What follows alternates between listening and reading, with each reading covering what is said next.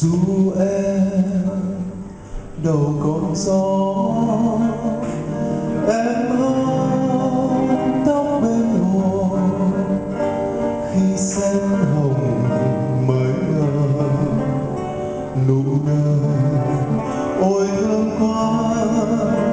Dù em tình khi nhớ, dù em tình lúc xa, dù em là cánh nhạn rụng đầy một mùa thu.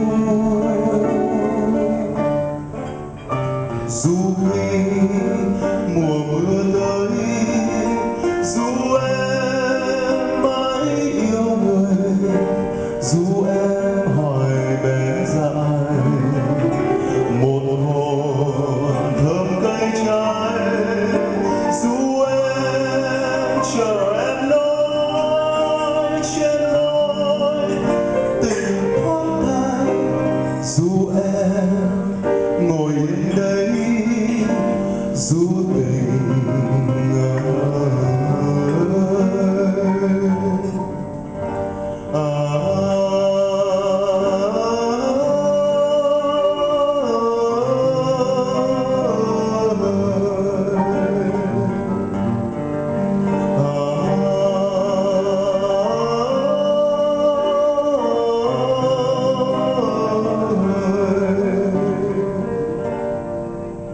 dù người ngồi mãi cùng tôi, dù người ngồi mãi cùng tôi.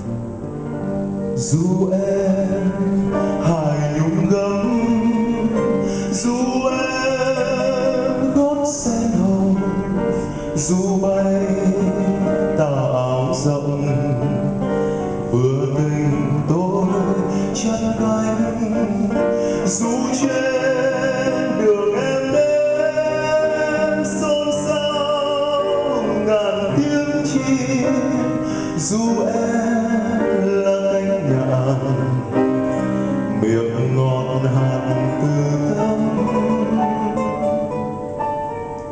dù em tình như lá trăm năm vẫn quay về, môi em là đồ lửa cuộc đời đâu biết hết. Xin em còn đâu đó cho tôi, còn tiếng ru dù em ngồi yên nhé. Tôi tìm